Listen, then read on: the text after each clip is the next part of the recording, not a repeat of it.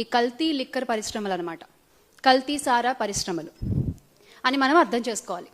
ఇలా గత 18 నెలలుగా ఈ కూటమి ప్రభుత్వం అధికారంలోకి వచ్చిన దగ్గర నుంచి బాబు గారు ఒక మాట మాట్లాడారు అంటే దానికి చాలా లోతైన అర్థాలు ఉంటాయి.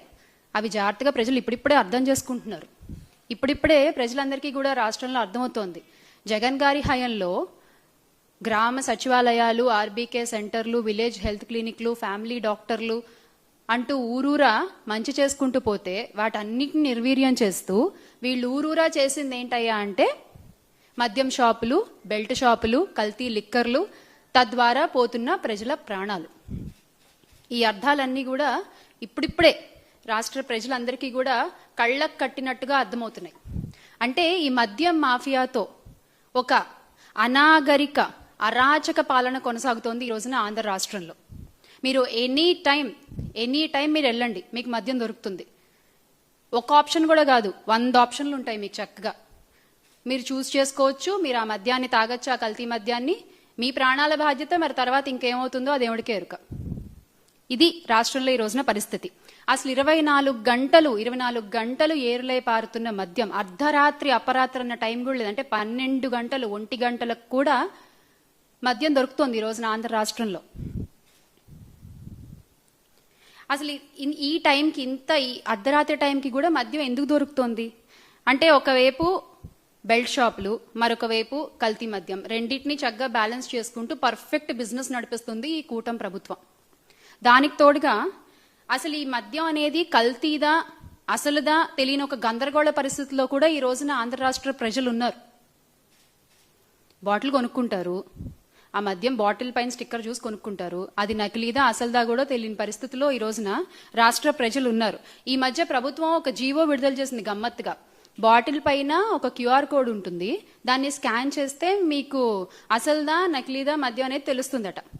అంటే స్టిక్కర్ ఒరిజినలే, పాపం స్టిక్కర్లో ఏం తప్పలేదు, స్టిక్కర్ ఒరిజినలే, కానీ లోపల మద్యం నకిలీదా అనమాట. ఇంత ఆర్గనైజ్డ్గా ప్రజల్ని మోసం చేస్తూ ఒక వ్యవస్థీకృతంగా ఈ మద్యం దందాన్ని నడిపిస్తుంది ఈ రోజు కూటమి ప్రభుత్వం. అర్ధరాత్రి అపరాత్రి అనే తేడా లేకుండా మద్యం విచ్చలవిడిగా అమ్ముతుండడంతో, విరివిగా దొరుకుతుండడంతో, అందుబాటులో ఉండడంతో ఎక్కడికక్కడ ప్రజలు దాన్ని కొనుగోలు చేస్తున్నారు, తాగుతున్నారు, రోడ్ల మీదకి వచ్చేసి వాళ్ళకి ఇష్టం వచ్చినట్టుగా ప్రవర్తిస్తున్నారు. అంటే ఇంతకు ముందు వాళ్ళ నాయకుడు కూడా, మన గౌరవ ఉప ముఖ్యమంత్రి గారు, పీపీపీ గారు కూడా చెప్పారు కదా, మీరు తీయండి బైక్ సైలెన్సర్లు తీయండి, మీరు విచ్చలవిడిగా పేట రేగిపోండి, ఏమవుతుందో నేను చూసుకుంటానని చెప్పి. సో ఒక ధైర్యం వచ్చేసింది అనమాట ఈ రోజున నేరగాళ్ళందరికీ కూడా. ఒక ధైర్యాన్ని ఇచ్చింది ఎవరు? ఈ కూటమి ప్రభుత్వమే. ఎలా? ఈ మద్యం ద్వారా. అదే మీరు ఒక టైం అంటూ రిస్ట్రిక్ట్ చేసి ఇంతవరకే మీకు మద్యం దొరుకుతుంది అని చెప్తే ఇన్ని ఘోరాలు, ఇన్ని అఘాయిత్యాలు, ఇన్ని అత్యాచారాలు, ఇన్ని అన్యాయాలు జరిగే అవకాశం తగ్గుతుంది కదా. మొన్న కర్నూలు బస్సు విషాదం తీసుకున్నట్లయితే గనక ఆ బైకర్ అర్ధరాత్రి మద్యాన్ని కొనుగోలు చేసి ఆ మద్యం మత్తులో బైక్ నడిపి పరోక్షంగా 19 మంది ప్రాణాలు పోవడానికి కారణం అవ్వలేదా? దానికి కారణం ఈ నకిలీ మద్యం కాదా? ఈ మద్యం మాఫియా కాదా? అసలు హైవే పక్కన బెల్ట్ షాపులు నడుపుతారా మీరు? అలా చేయొచ్చా? మీకు బాధ్యత లేదా ప్రజల ప్రాణాల పట్ల? ముఖ్యంగా ఈ బెల్ట్ షాపులపై మాకు కొన్ని ప్రశ్నలు ఉన్నాయి. ఆ ప్రశ్నలకి సమాధానం చెప్పే దమ్ము, సమాధానం చెప్పే సత్తా ఈ కూటమి ప్రభుత్వానికి ఉంటే సమాధానం చెప్పండి. కొన్ని ప్రశ్నలు ఉన్నాయి మాకు. కర్నూలు బస్సు ప్రమాదానికి సంబంధించి రాష్ట్ర ప్రభుత్వం సమాధానం చెప్పగలరా? మీరు దీనికి బాధ్యత తీసుకుని మీరు సమాధానం చెప్పగలరా? మద్యం విచ్చలవిడిగా అమ్మడం వల్లే ఈ ప్రమాదం జరగలేదా? దీన్ని మీరు కాదనగలరా? అలాగే మీ విచ్చలవిడి విక్రయాల వల్ల, హైవేల్లో మద్యం అమ్మడం వల్ల ఈ ప్రమాదం జరిగింది. ఇది రాష్ట్ర ప్రభుత్వం బాధ్యతారాహిత్యం కాదా? హైవేకి అత్యంత సమీపంలో అసలు మద్యం షాపులు ఎందుకు నిర్వహిస్తున్నారు మీరు? అది తప్పని మీకు తెలీదా? రాత్రి 7 గంటలకు 8:45 శివశంకర్ అనే వ్యక్తి లిక్కర్ తాగారని మీరు చెప్తున్నారు. ఆ సమయంలో తాగితే తెల్లవారుజామున 3 గంటలకు బస్సు ప్రమాదం జరిగింది. ప్రభుత్వ వాదన పేలవంగా ఉంది కదా. ఈ విషయం మీకు అర్థం కావట్లేదా? మీరు చెప్పేటువంటి వాదన ఏదైతే ఉందో, మీరు చేసేటువంటి వాదన, అది ఎంత పేలవంగా ఉంది. అది దొరికిపోతున్నారు కదా మీరే అక్కడ. లక్ష్మీపురంలో బెల్ట్ షాప్ నిర్వహిస్తున్న మాట వాస్తవం కాదా? బెల్ట్ షాప్ నిర్వహిస్తున్న వ్యక్తి తన ఇంటి సీసీ కెమెరా కూడా పెట్టారు. మరి ఎందుకు మీరు ఆ ఫుటేజ్ బయట పెట్టట్లేదు? ఎందుకు ఆ వ్యక్తిని మీరు విచారించట్లేదు? అంటే ఈ నిజాలు బయటకు వస్తే మీ లోసుకులు బయటపడతాయనా? మీ తప్పు బయటపడుతుందనా? లక్ష్మీపురంలో ఉన్నది 1 కాదు 2 కాదు, ఏకంగా 3 బెల్ట్ షాపులు ఉన్నాయి. ఇది నిజం కాదా? దీన్ని మీరు కాదనగలరా? రాష్ట్రంలో ములకల చెరువులో నకిలీ మద్యం ఘటన బయటపడిన తర్వాత హడావిడిగా మీరు క్యూఆర్ కోడ్ అనే దాన్ని తీసుకొచ్చారు. కానీ మీరు విడుదల చేసిన క్యూఆర్ కోడ్ని చెకింగ్ చేసినట్టుగా మనకెక్కడ కూడా వీడియోలో కనిపించలేదు. ఆ క్యూఆర్ కోడ్ని చెక్ చేస్తున్నట్లుగా ఎక్కడ రిలీజ్ చేసిన వీడియోలో ఎక్కడ కనిపించట్లేదు. అంటే మీరు ఓన్లీ ఆర్డర్లు మాత్రమే ఇస్తారు. అవి అమలవుతున్నాయి సరిగ్గా అని మీ ఎల్లో మీడియాలో రాసేస్తారు, అబద్ధ ప్రచారాలు చేసేస్తారు. అది నిజం అని చెప్పి ప్రజలు నమ్మేయాలి, అంతేనా? లిక్కర్ షాపులు నిర్వహించేది టీడీపీ వాళ్లే, బెల్ట్ షాపులు పెట్టి అమ్మేది టీడీపీ వాళ్లే. అలాంటప్పుడు ఎవరు క్యూఆర్ కోడ్ను స్కాన్ చేస్తారు? మీకు దమ్ముంటే ఆన్సర్ చేయండి క్వశ్చన్. ఎవరు క్యూఆర్ కోడ్ని స్కాన్ చేస్తారు? ఎవరు నిజాన్ని బయటపెడతారు? రాష్ట్ర వ్యాప్తంగా ఈ రోజున 1 కాదు 2 కాదు 1,50,000కు పైగా బెల్ట్ షాపులు అనధికారికంగా నడుస్తున్నాయి. టు బి ప్రిసైజ్ ఇంకా చెప్పాలంటే 1,65,000 సంథింగ్ కదన్నా, 1,65,000 అనధికారికంగా నడుస్తున్నాయి. ఈ నకిలీ మద్యాన్ని మీరు ప్రజలకు అమ్మి మీరు డబ్బులు బాగానే చేసుకుంటున్నారు, కానీ పోయేది ప్రజల ప్రాణాలు కదా. వాటి గురించి ఎవరు మాట్లాడతారు? ఎవరు మాట్లాడరు. వ్యవస్థీకృతంగా జరుగుతున్నటువంటి ఈ క్రైమ్ ఏదైతే ఉందో, ఈ ఆర్గనైజ్డ్ క్రైమ్ కి పూర్తి బాధ్యత కూటమి ప్రభుత్వం వహించాల్సిందే. మీరు తప్పించుకోవాలన్నా తప్పించుకోలేరు, తప్పించుకోనివ్వం. నకిలీ మద్యం చిన్నపాటి ఫ్యాక్టరీలు ఈ రోజున రాష్ట్రం అంతా కూడా వ్యాపించున్నాయి. మద్యం షాపులు, పర్మిట్ రూమ్లు, బెల్ట్ షాపులు అన్నీ ఏ రకంగా తెలుగుదేశం పార్టీ నాయకులు, ఎమ్మెల్యేలు, తెలుగుదేశం మనుషులు నడుపుతున్నారో మనం చూస్తూనే ఉన్నాం. మనందరం కూడా చూస్తూనే ఉన్నాం. మద్యాన్ని వాళ్లే తయారు చేస్తారు, వాళ్లకు చెందిన షాపుల ద్వారానే మద్యాన్ని వాళ్ళు అమ్ముతారు. వాళ్ళ బెల్ట్ షాపుల్లో కూడా ఆ నకిలీ మద్యాన్ని అమ్ముతారు. మళ్ళీ దీని అంతటికీ ఒక పోలీస్ని కాపలాగా పెట్టి వాళ్ళ ఆధ్వర్యంలోనే ఎలా విక్రయాలు చేస్తున్నారు అనేది కూడా ఈ రోజున రాష్ట్ర ప్రజలందరూ కూడా గమనిస్తూనే ఉన్నారు.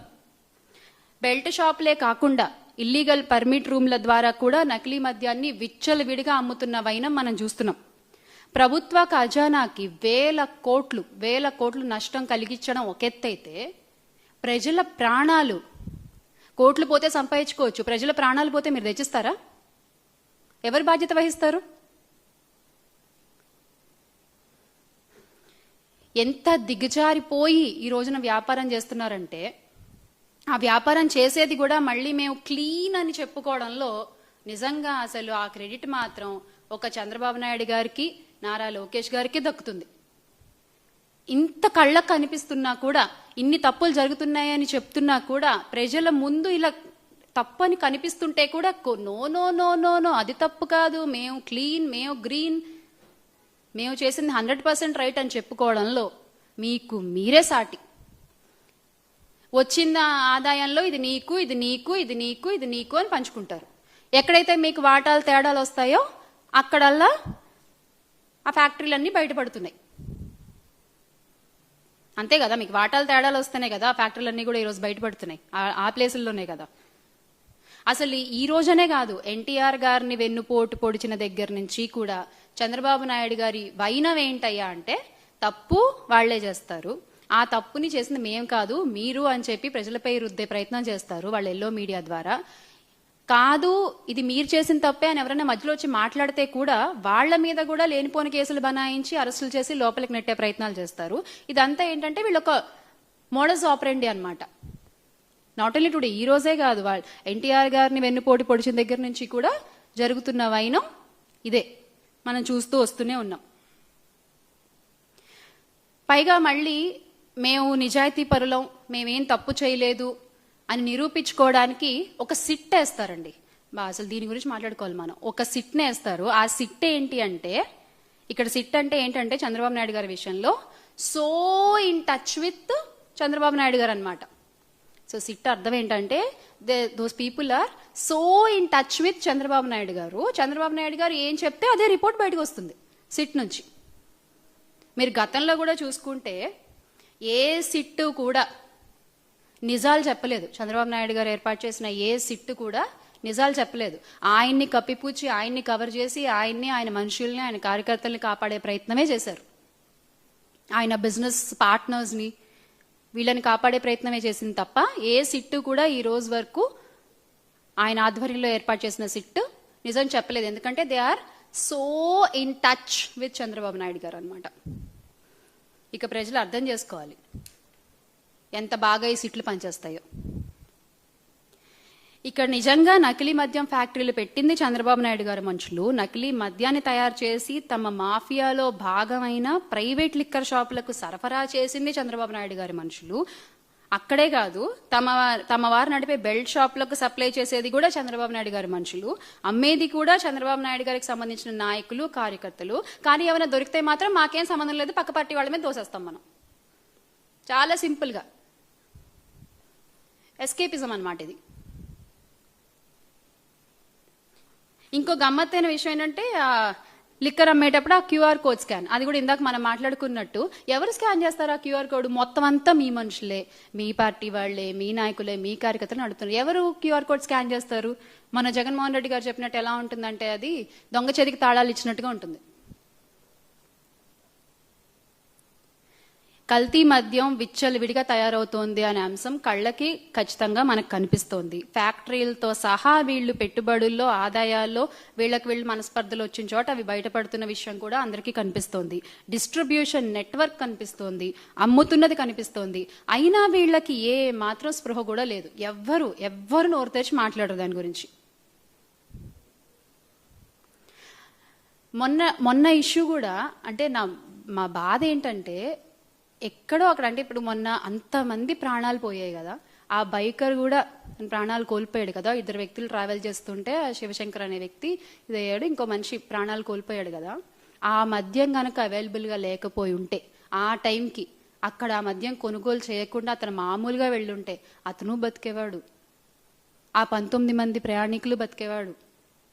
ఈ రోజున ఒక మాంసపు ముద్దల్లా ఉన్న ప్రయాణికులని ఒక డిఎన్ఏ టెస్టుల ద్వారా ఎవరిది ఏంటి అని చెప్పి వాళ్ళ కుటుంబ సభ్యులకి అప్పగిస్తున్నటువంటి పరిస్థితి. ఇంత విషాదకర ఘటన అవసరమా రాష్ట్రంలో మనకి? ఒక తల్లి తన బిడ్డ కాలిపోకూడదని చెప్పి ఇలా పట్టుకుని తను దహనం అయిపోతూ ఆ బిడ్డను కాపాడే ప్రయత్నం చేసిన హృదయ వికారమైనటువంటి ఆ సంఘటన చూడాల్సిన కర్మ ఏంటి మనకి? దేనికి లింకప్ అయి ఉంది ఇదంతా? మద్యం మాఫియా కాదా?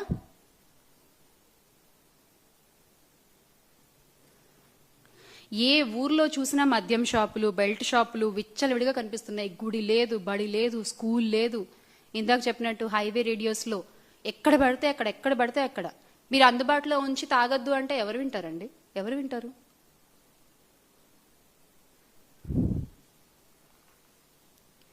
రాష్ట్రంలో ఈ రోజున మహిళలపై జరుగుతున్న అఘాయిత్యాలకు కూడా ఈ మద్యం మాఫియానే ఒక కారణం అని చెప్తాను నేను నిస్సంకోచంగా. నిన్న కూడా ఒక న్యూస్ చూసాం. ఒక 20 రూపాయల కోసం ఒక పక్క పిల్లోడి గొంతు కోసేసినవైనా మనం చూసాం. ఏంటిది? ఏం జరుగుతుంది అసలు రాష్ట్రంలో? దేని గురించి మీరు నోరు తెరిచి మాట్లాడరు.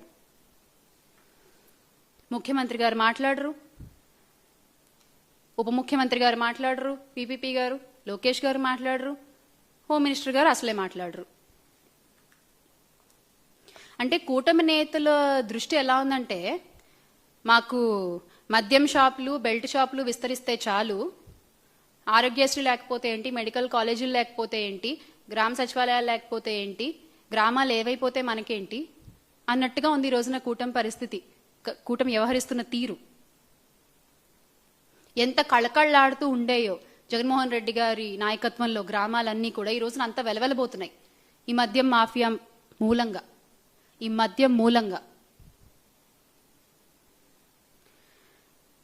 జగన్ గారు ఎంత సంక్షేమ పాలన అందించారో అంతకంతకి సంక్షోభ పాలన అందిస్తున్న ఘనత మూటగట్టుకుంటున్నారు ఈ కూటమి ప్రభుత్వం. ఎందుకు అంటే ఇప్పుడు మన ఉప ముఖ్యమంత్రి గారికి ఏమో పీపీపీ గారికి హోంశాఖ మీద దృష్టి, హోమ్ మినిస్టర్ గారికి ఏమో ఎంతసేపు పవన్ కళ్యాణ్ గారిని పొగడ్డం మీద దృష్టి, లోకేష్ గారికి ఏమో ముఖ్యమంత్రి శాఖలపైన దృష్టి, ముఖ్యమంత్రి గారికి ఏమో ఎంతసేపు ఏ ప్రమోషన్ చేసుకుందామా అనే దృష్టి. అంతే తప్ప ఈ రోజున ఈ నకిలీ మద్యం గురించి కానీ, ఆగిపోయిన ఆరోగ్యశ్రీ గురించి కానీ, ప్రైవేటు పరం చేస్తున్న మెడికల్ కాలేజీల గురించి కానీ, కల్తీ ఆహారం తిని చనిపోతున్న, కల్తీ నీరు తాగి చనిపోతున్న గిరిజన బాలికల గురించి కానీ, గురుకుల పాఠశాలలో చదువుతున్న బాలికల గురించి కానీ ఎవ్వరు మాట్లాడరు. ఏమన్నా అంటే మాకు అండర్స్టాండింగ్ ఉంది, మాకు మేము స్నేహపూర్వకంగా శాఖల మధ్య అండర్స్టాండింగ్తో పనిచేస్తున్నాము అని చెప్తారు. మీరు పనిచేస్తే ఎవరు అడగరు కదా మిమ్మల్ని. లేకపోతే ఇదేనా మీ పనిచేసే వైనం? ఈ రోజున గ్రామాలన్నీ కూడా వెలవెలబోయి నాశనం అవుతున్నాయి. దానికి సమాధానం ఎవరు చెప్తారండి? అందుకే ఈ రోజున వైఎస్ఆర్ కాంగ్రెస్ పార్టీ ఒకటి కాదు, గ్రామ స్థాయి నుంచి రాష్ట్ర స్థాయి వరకు ప్రతి ఒక్కళ్ళు కూడా కల్తీ మద్యం వద్దు, మాకు మెడికల్ కాలేజ్లే ముద్దు అంటూ ముందుకొచ్చి కదిలొచ్చి కోటి సంతకాల కార్యక్రమంలో వాలంటరీగా సైన్ చేస్తున్నటువంటి పరిస్థితిని చూస్తున్నాం మనం.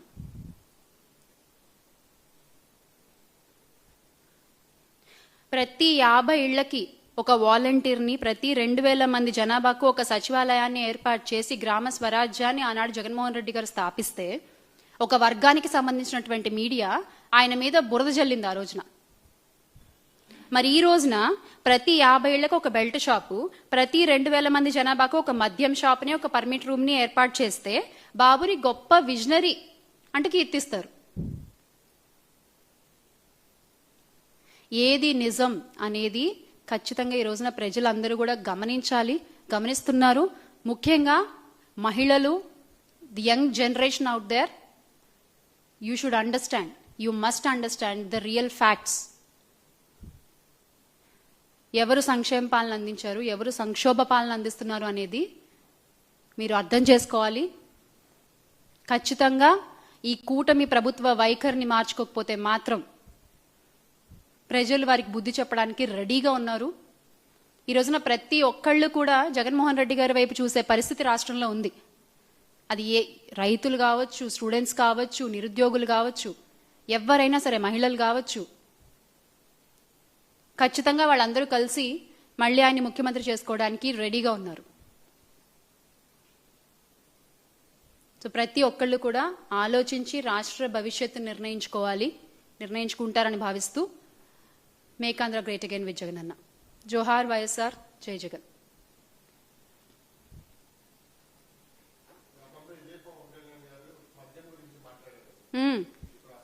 మద్యపాన ప్రియుల పొట్ట కొట్టారు అనుకుంటూ చించుకుంటూ మాట్లాడారు కదా ఆ రోజు ఆయన. మరి ఈ రోజున అసలు ఒక్క మాట మాట్లాడుతున్నారా అండి?